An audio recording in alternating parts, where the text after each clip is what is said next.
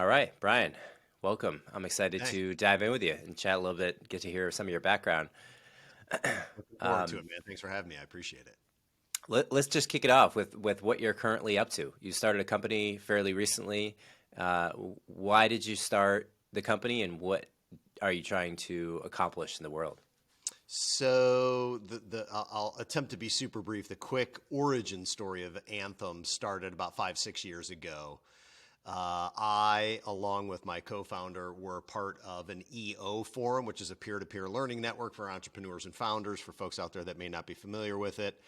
And one of the pinnacle experiences that all members go through is something called the Lifeline experience, where you basically have the entire floor at a meeting to share in about an hour's time the story of your life. And the purpose behind it is to fast track that sense of deeper level trust and connection that when you achieve it, there's just nothing that the forum can't accomplish with and for one another, as really kind of like a life board of advisors, both for personal and professional growth. And so as I went through that experience, as my co-founder went through that experience, we were just really struck with how quickly a group of type A, somewhat ego-driven personalities achieved such a deep level of vulnerability and trust. And the question for us became, boy, I wonder if we could make this accessible enough to where corporate teams who see each other 5 days a week, 8 hours a day, mind you, this was pre-pandemic, how much better could they perform if they had a much, much deeper level of trust and connection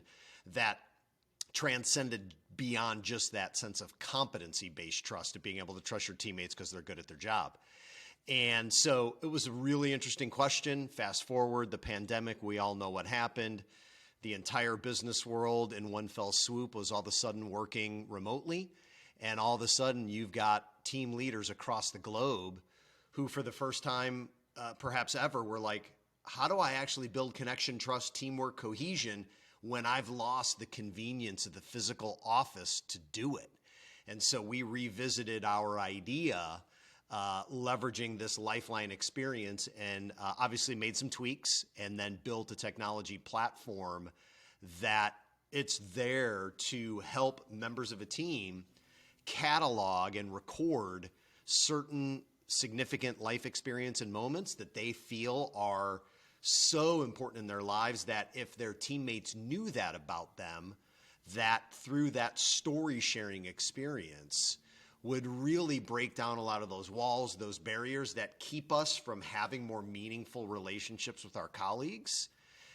And here we are, almost 2 years since launch, and who'd have thunk that the world would still be in this remote or such geographically distributed environment that we're in this far into it. And I guess at the end of the day, and hopes to make a long story short, we believe that the world of remote work is certainly here to stay in some meaningful capacity. And with that comes a really big opportunity for platforms like Anthym to help team leaders, and more importantly, their teams, really find that depth of connection and trust and vulnerability that drives better performance and adds more happiness to our own lives as a positive consequence. Why do you think that is such an effective exercise? Is it my suspicion would be that if I don't know anything about you, it's easy for me to, in my mind, declare you as meaningless, and therefore, if you cut me off in traffic, well, I flick you the bird and then we're on with our lives. But if I know your entire life story, then I can understand you. And I think you can't hate anyone you understand.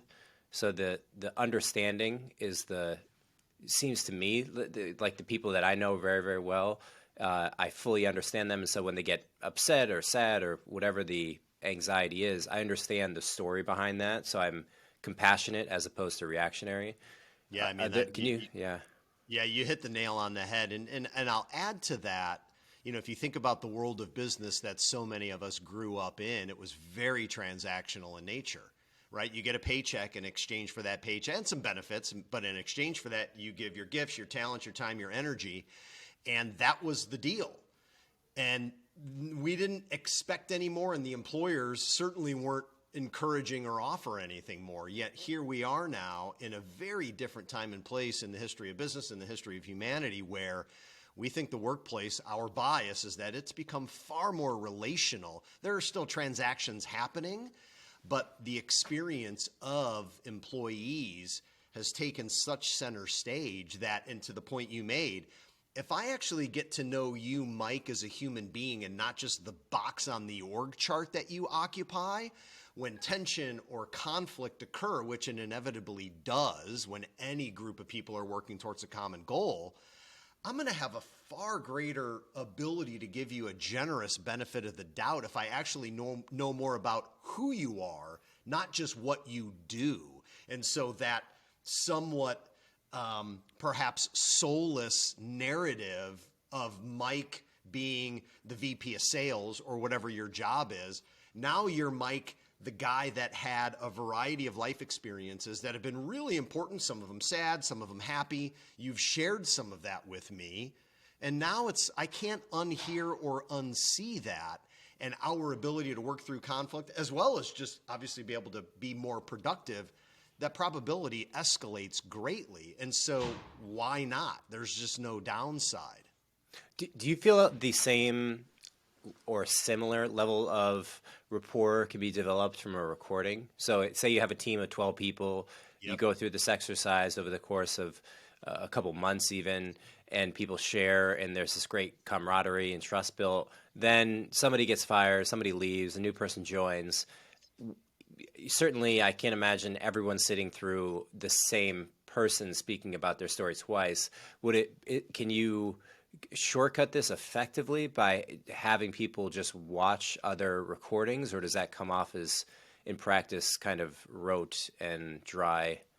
No, I think you can definitely get quite a ways down the path, whether it's through a recording or with, what our platform does is simply makes it available, and then you can email it or exchange it through different mediums to get kind of a quick start.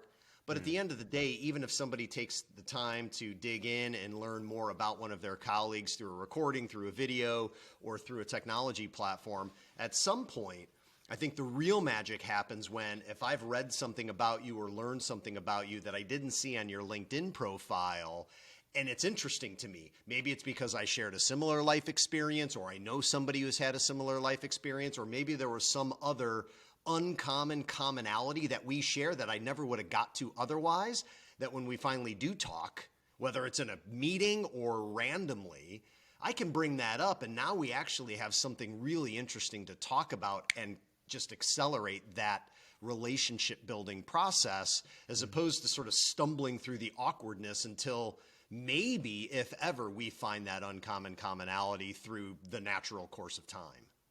Is it the do you view the connections or the connection potential between people, either in a team or just in any group, as I suppose there's the initial sort of somewhat superficial relational thing. So like, oh, okay, I used to live in Hawaii. Oh, you used to live in Hawaii? That's great. We can talk about Hawaii. That's great. You like the coffee? We can bond on that. Then it seems like there's the level deeper, because even if we had some sort of correlation in past living location, like people often bond over that. Yep. Then it I would imagine in your exercise in the EO, it went deeper, right? You're talking about, okay, my mom did this, my dad did this, my childhood, where we went, this is the relationships I had and what it was like. All that is vulnerable. And I don't know if you would even feel comfortable sharing that. Would you put it on YouTube and just, in theory, allow everyone in the world to see it? Or if there's like concentric circles of trust even within the organization, or how do you think through that in regards to what the average person would be willing to share? Yeah, it's a great question and very on point. So when we were contemplating whether or not we should even beta test the idea and build a company around it, we realized exactly what you just said, that but let's just say even half the population, if half the population is extroverted and more willing to be more of a sharing person, then the other half is a bit more shy, introverted, and maybe not as willing to share. And then you add the dynamic of the workplace, which carries with it sort of this reputation of, work is work and life is life, and we keep them separate. So it's a really interesting stew of dynamics. And so what we realized very early on, that if we couldn't find a way to help the 50% that might be more shy and reserved and not willing to talk about their personal lives, if we can't help get them out of that shell, this thing will fail miserably. And so what we did was we decided to give, and in fact, give is the wrong word. We required that every single story that gets cataloged on the platform is symbolized by a song that represents it. So just like every great movie in the world, part of what makes a great movie is a great cast of characters, a great storyline, and a great soundtrack. And just like our lives, we've had a great storyline, a great cast of characters, and we've all had a great soundtrack, whether we've really identified what it is or not. And so as a way to create an additional bridge, each person's stories are symbolized by a song. And so those really, really shy people, which again, is probably half the world, back of the envelope math, they first start talking about some of the music that's been important in their lives, which is the easiest subject we have found for everybody to talk about. And naturally, what occurs through those conversations are two things: an immediate connection with somebody else because you have a shared taste in a particular genre of music or maybe a particular band. But the curiosity quotient skyrockets because it's like, oh, wow, that's crazy, Mike. You know, I never listened to insert band name. Why is that song so important for you? And then boom, the story naturally follows. And so there's this interesting power, this magical power that music has to not only connect us because it's a language we all understand, but to diffuse some of that intimidation or hesitancy or nervousness or shyness that gets in the way. And it has been, I'll say, virtually foolproof in its success. So people talking about the songs that they've most connected with, and that using that as a means to allow them to share and like transition that into other parts of their life. Oh, that reminds me when I was a kid, we used to drive with my dad to play baseball or something. Yeah. You got it. You nailed it. And then so where things emerged from there, people loved it. And then a few people are like, there was this book I read when I was a kid that like really impacted me. And then someone else would say, wow, every time I came home from middle school or high school or grade school, I would turn on, so-and-so TV show. And my childhood is just inextricably linked to this. Or I saw a TED Talk 3 years ago that totally changed my perspective on this certain topic. So over time, based upon feedback from the market, we've added a variety of other media options. And so people can catalog moments and stories and memories while also choosing media outside of music should they want to. So it's become far more expansive than we ever set out for it to be, but it's just simply based upon the feedback we're getting from the market. It's awesome. And It's been cool. I'm curious about the company. So you started it, I see, around April 2020. Is that right? Yeah, so the idea, we decided to really kick it into gear in April of 2020, and then the version 1 of the platform was actually in August. So a few months beyond that, did some beta testing and pilots and gave away some freebies and just needed to see if this was actually worth pursuing. Yeah. And where are you today in terms of the metrics that are most meaningful to you, either revenue or number of companies or people that have shared, however you measure it? Yeah, we've got, there's a number of different metrics that we're looking at right now. For me, the one that matters the most are kind of twofold. One, what percentage of people after they've gone through an initial Anthym experience with their team continue to use it? And that's above 70% right now. And then the second metric is, and this is just sort of sheer dumb luck, when we went to market, instead of attempting to be an enterprise sale right out of the gate and sell perhaps through HR or learning and development, we saw individual team leaders as the person who was in most need of what we were doing because they had team building budget or team connection budget that in 2020 and all of 2021, most of them couldn't spend on escape rooms and go-karts and bowling and some of the more game-oriented team building activities that they would spend money on. So we went direct to the team leader, gave them not only an option to substitute for what they couldn't do, but we really up-leveled it from a game to something that actually creates lasting value that pays it forward. And so the percentage of team leaders who we've worked with that then refer us to their colleagues inside the company has been virtually our entire lead generation. We've spent almost nothing on marketing. And so the revenue we've been able to generate has come largely, almost exclusively through referrals. So that to me is like an amazing KPI that as we scale, hopefully that continues. It's awesome. Tell me the scope, like how many companies are using it or So individuals? we've worked with probably about 130 or 140 companies, give or take. I might be slightly off there. Those are like the number of actual companies, and then the number of teams within those companies is obviously different based upon company size. Yeah, it's super interesting.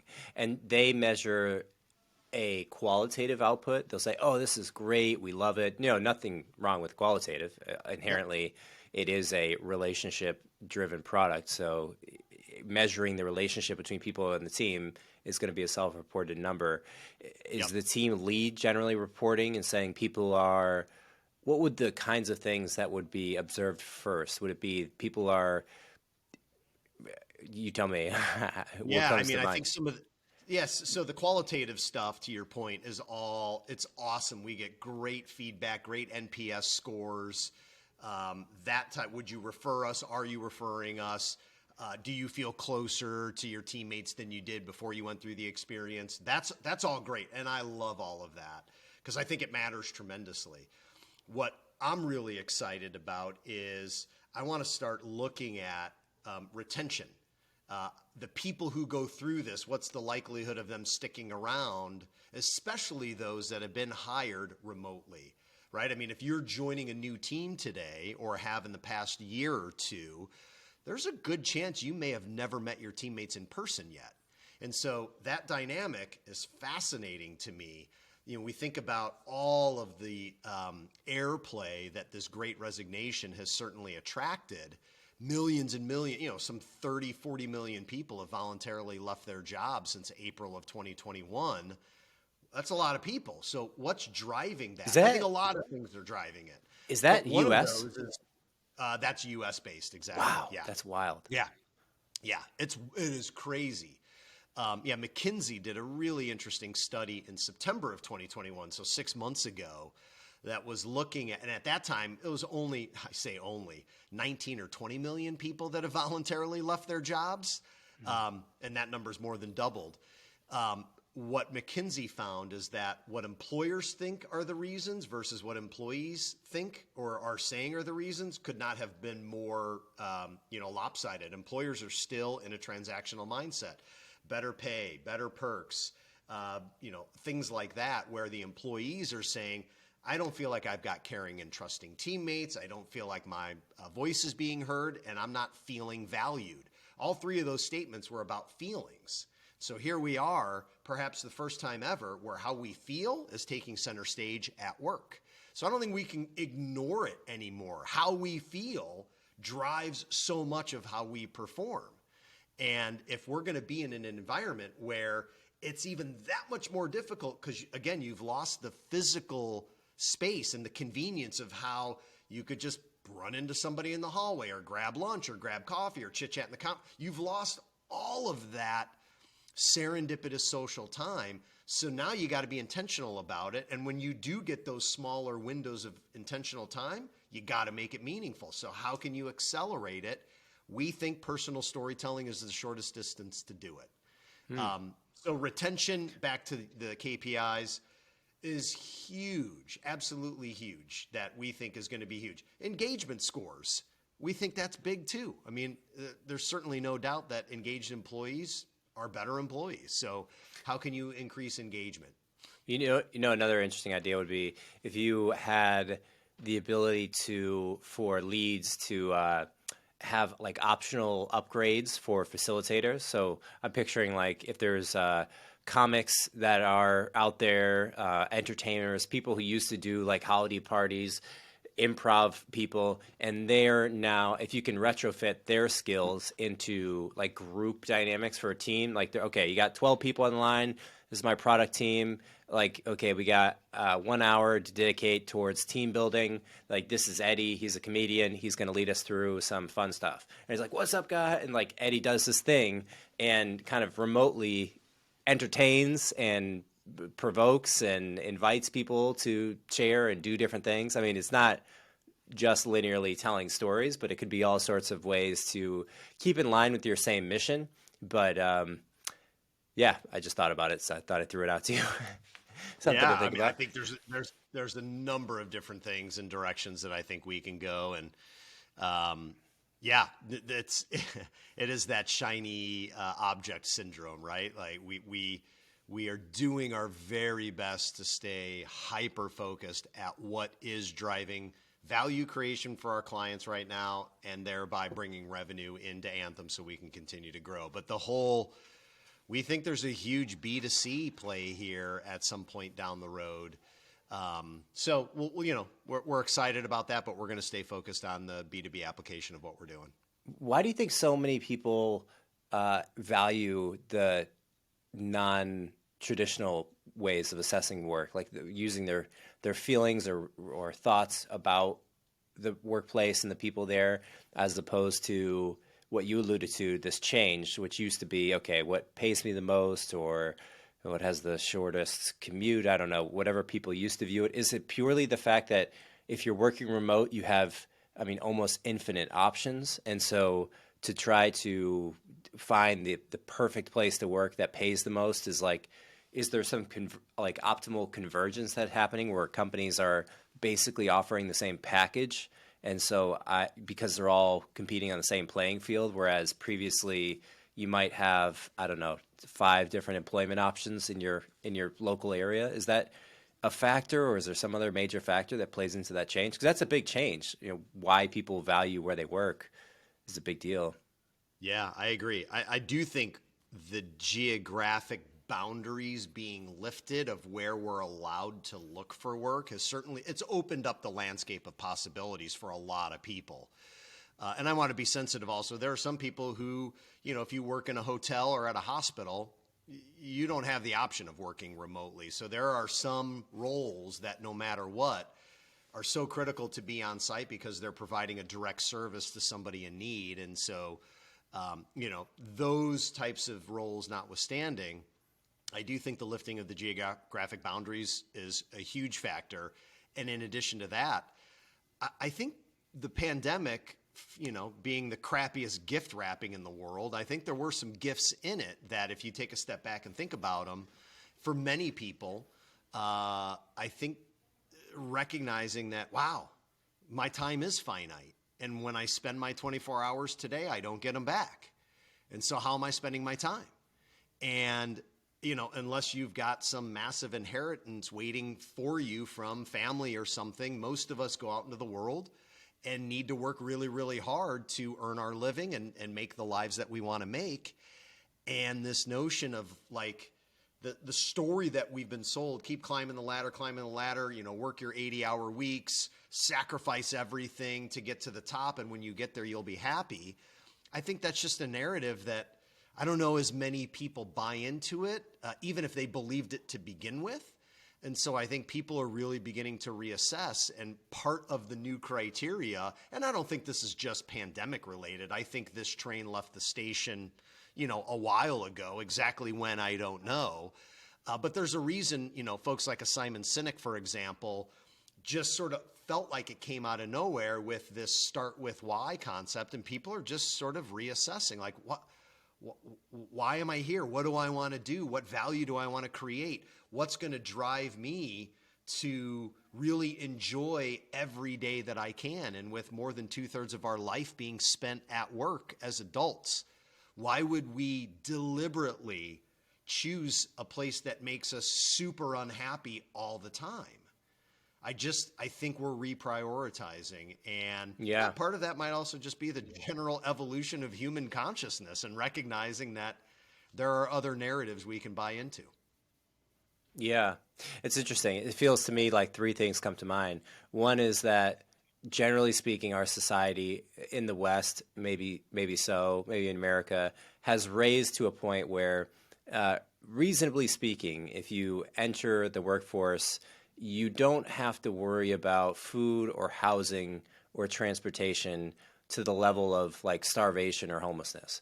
Generally speaking, if you're contributing in a knowledge-based economy, you're going to be okay. And okay means okay, doesn't mean great, but that means you're now set into question why are you doing it? You can only think why if you have like a foundation to stand on.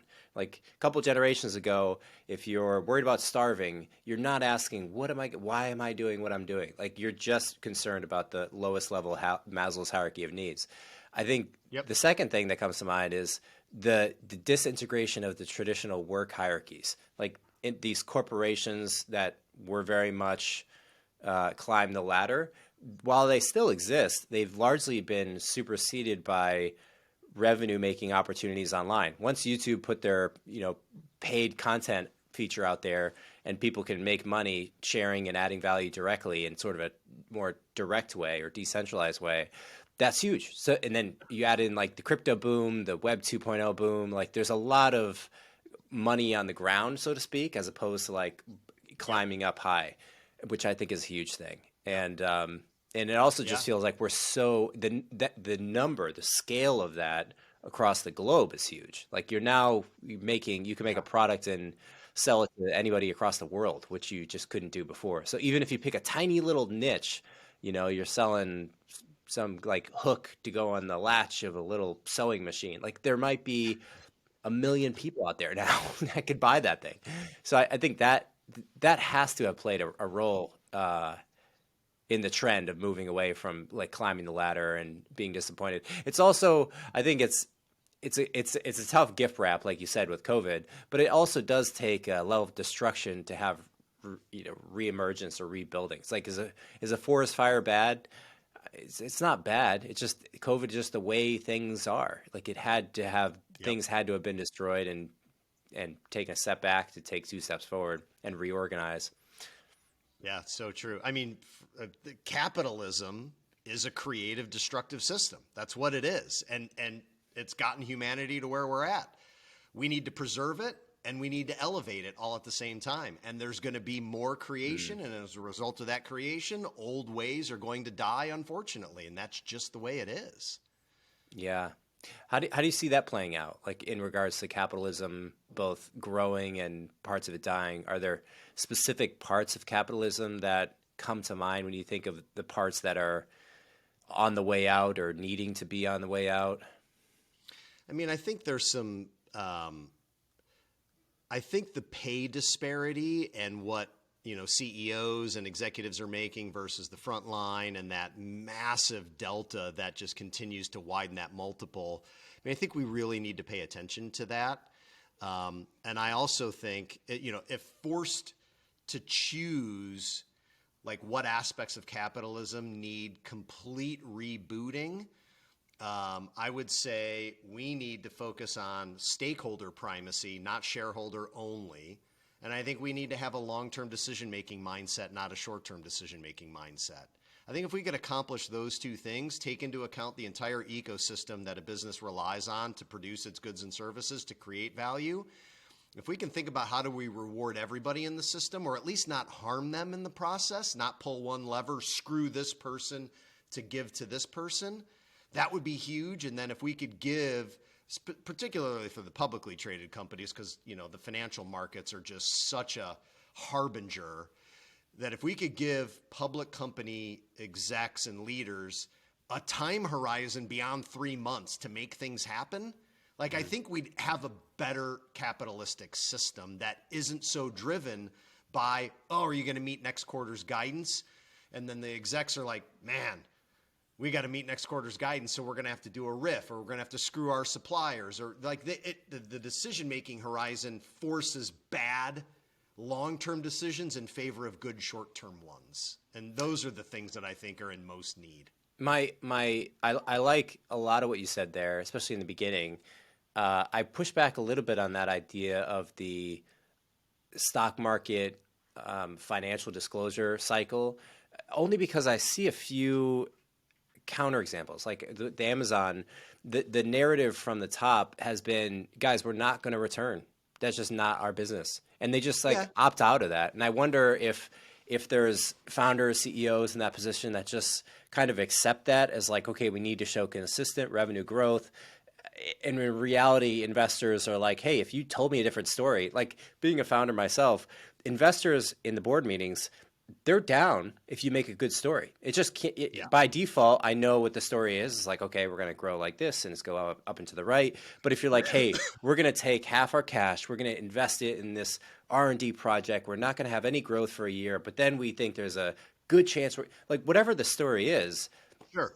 I think that's probably on leaders of companies. Like just change the story. And yet, so maybe the biggest thing then, which yeah, I agree with you, but I think that the Amazons are by far the exception, not the rule. So maybe the biggest change that needs to happen is we need a total governance overhaul. Like, who are the people that are actually sitting in the boardrooms that are truly responsible for protecting the shareholders' interests, but also making sure that the company isn't doing things that are awful to a whole other group of stakeholders in the process. Yeah, yeah. It's like the negative externalities. For me, the first thing that comes to mind when you say that is the environment, because there's really no voice for the destruction of. I mean, ultimately, there is a voice, and that's the people that would get together, form a grassroots organization. They would lobby and try to get some environmental protective act in place. That takes time. That does happen. This guy I interviewed a couple weeks ago who's building a Bitcoin mining power plant in rural Pennsylvania. Out in rural Yeah. Pennsylvania, they have over 800 mines where they used to go out and mine coal. And when they mine coal, they used to just dump like half the actual rock out into the open because they didn't have enough potential energy in this rock to mine it, to burn it. And that was destroying like ecosystems. And it took a few decades between the 1930s to 1970s where they were able to unite, understand the problem, lobby, and then say, we're going to make a law that says you can't just dump. So that's when all the mining companies stopped dumping this coal waste. But it takes time. But it's like that's something that just seems to be when you have a consolidation of power in corporations where the number of people working on some initiative is like in the tens of thousands, you can just move light years faster than people in grassroots organizations can lobby politicians to change laws. And I think that's Yeah. it's like a tipping point that's gonna it seems like throughout history these things just flip. It's like power consolidates, it grows, it's hyper beneficial. It monetizes, and then it goes overboard. It becomes the like monopoly of self-destruction, and then the next thing emerges. Yeah, reminds me, like you just gave the perfect sort of summary of the book Pendulum that talks about Oh, how, as societies, roughly every 75 or so years, we swing from a me culture to a we culture. And like you just gave the perfect summary.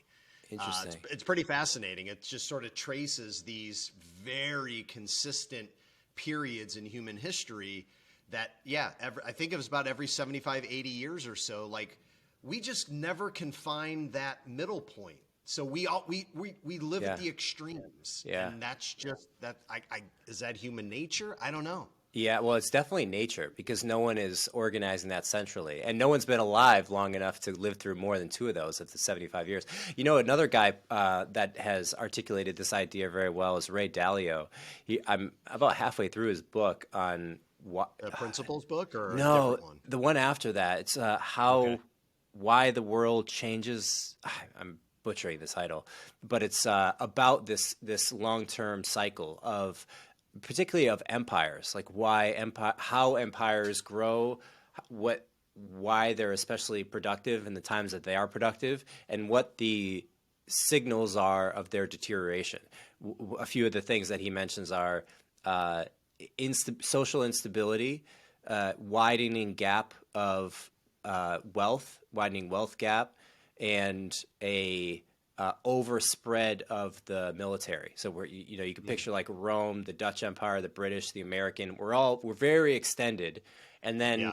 we're not as productive because it's like this, I think it also follows the popular meme, strong men make good times make, uh, good times make weak men make hard times make, hard times make strong men. It's like Strong this, men. it's like, it's almost like you take this break, you work your ass off, you build a really productive society, your empire becomes really strong, and then you have kids, and those kids don't work as hard, and Yeah. and then productivity moves elsewhere, and it's like it's kind of interesting, that trend.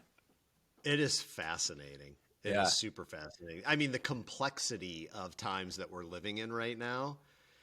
I mean,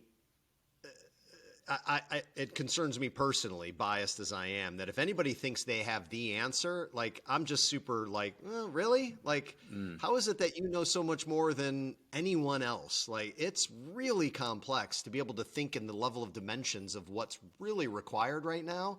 I think is beyond. It's certainly well beyond my capacity. yeah. I think it's going to be largely a generational difference, is my suspicion, that people in younger generations won't take the mainstream media stories as truth because they don't have a history of understanding the importance of them. My parents' Yep. generation, that was all there was. So you Yep. just trust mainstream large news Yeah. organizations. Yeah. Now, like, I'm in my Yeah. mid 30s, I don't trust those stories at all. Like, I think whatever they say is probably incredibly biased because of the position they're in. And it's like, Yeah, and it's yeah, it's it's no surprise that these networks, and we won't name any of them, all of them are operating at the extremes because what they've realized, at least in my perhaps uneducated opinion, is that they got to sell a lot of advertising, and the only way you can sell a lot of advertising is keep a lot of eyeballs, and the only way to keep a lot of eyeballs is to share the most extreme stories you can. And I got two teenage daughters. They don't watch the yeah, news yeah, ever. And so these networks are losing, like they have zero connectivity to anybody that's, younger than fill in whatever age makes sense to you.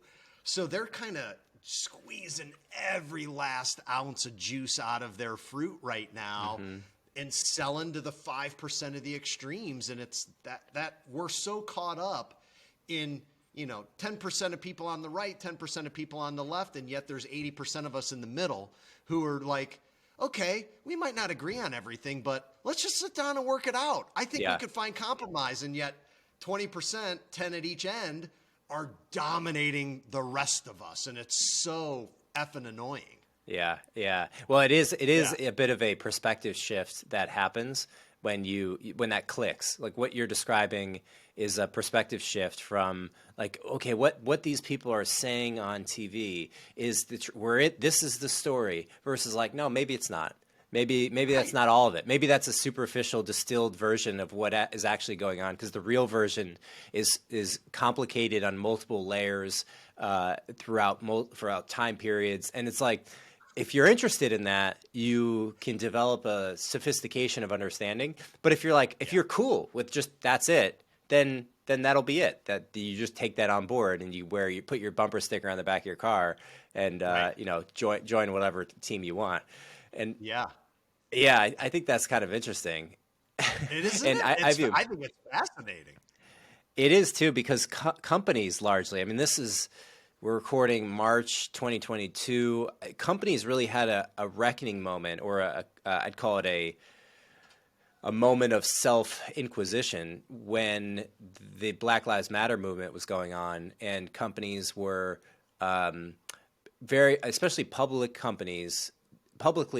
public companies, as in like museums, publicly owned, I should say, organizations, to declare allegiance one way or the other. And I think largely it was where they were located because of the population of the constituents around. But then private companies face this pressure as well, and you see a lot of this as the public declaration of typically left leaning. Uh, what would you call that? Like ideas that are happening, um, uh, months for the women's months, Black Lives Matter months, and this is. I think there's a skew to acknowledge that the companies generally tech leans more liberal, um, But there was agree with one that. company I saw, Coinbase. Coinbase said, "Hey, we're not going to join this game. We're not going to be left or right. We're just going to focus on building cryptocurrency trading products, and we're not going to support conversation outside of that. Particularly they focus on political conversation. Like we're going to condone political conversation in Slack conversations and Zoom meetings and things, acknowledging that it's a distraction from what they're currently doing. If you wanted to get together outside and do it, of course they'd be supportive of that.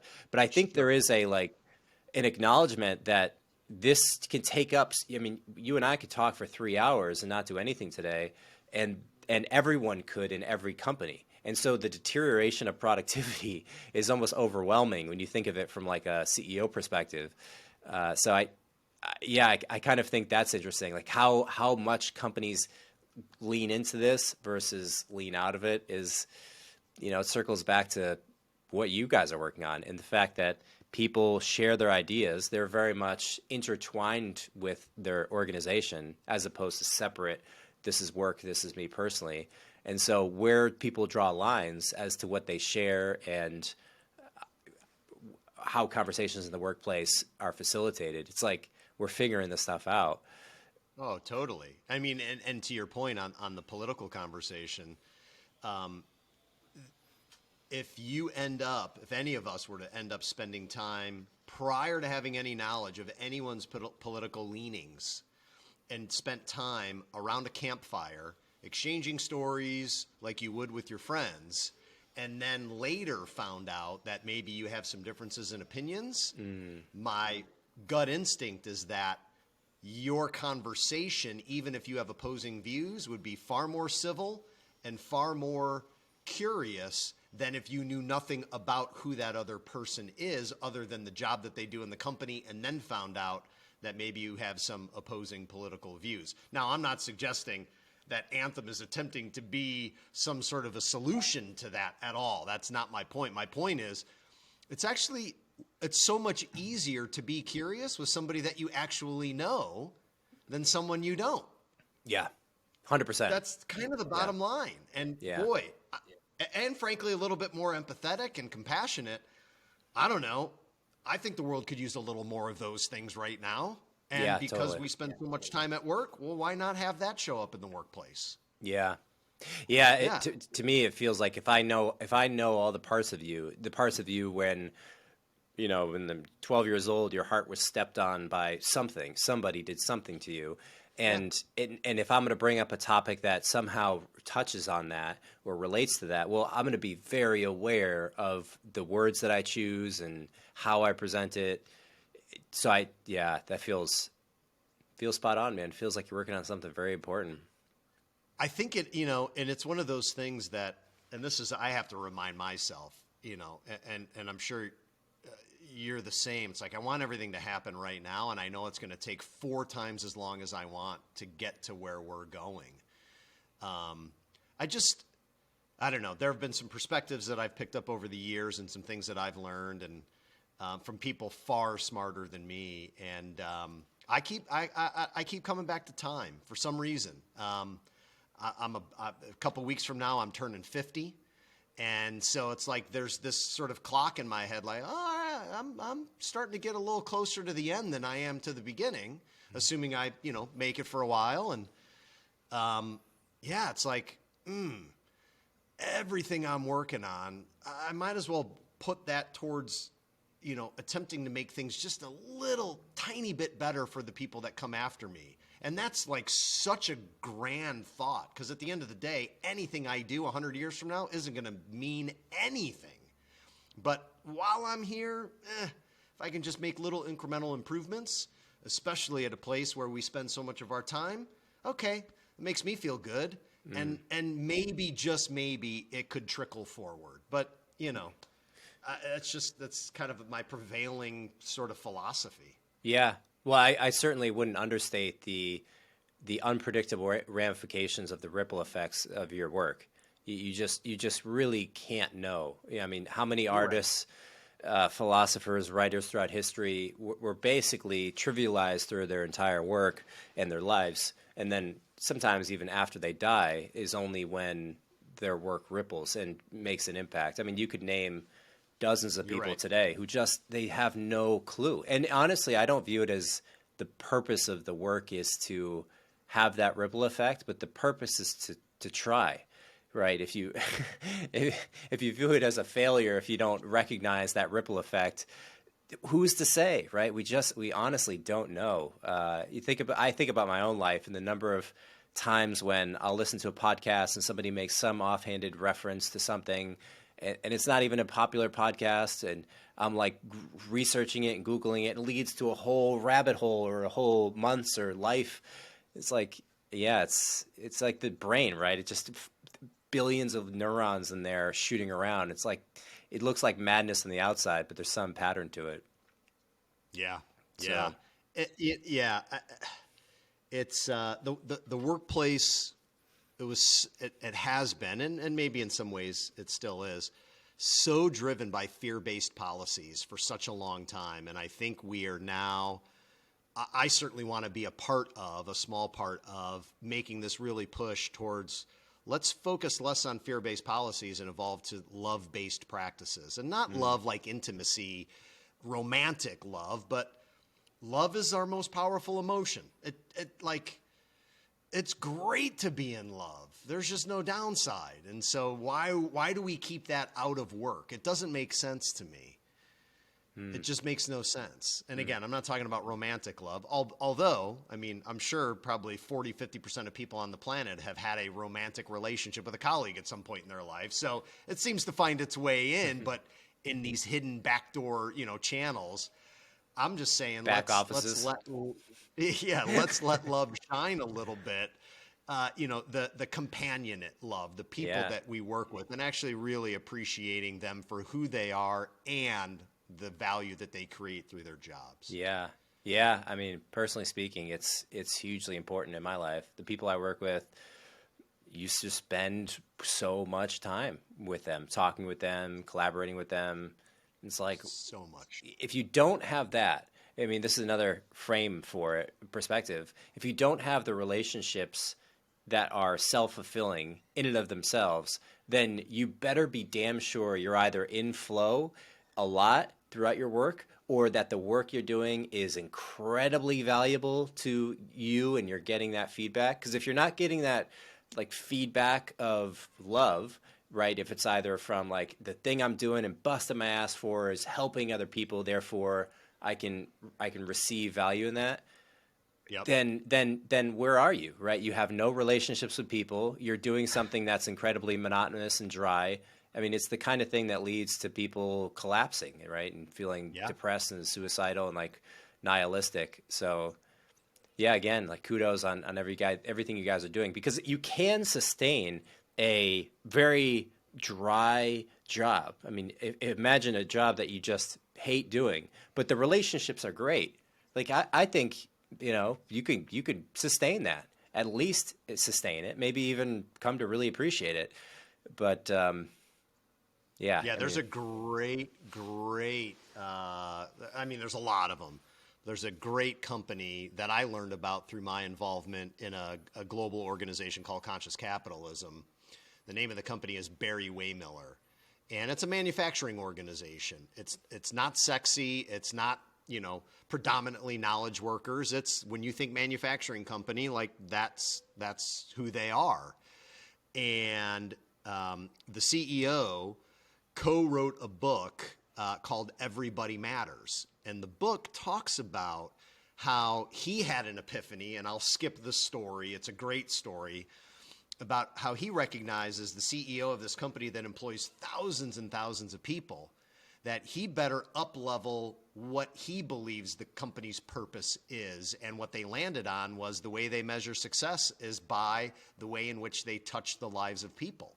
And he had this recognition that every single employee of his is somebody's precious son or daughter.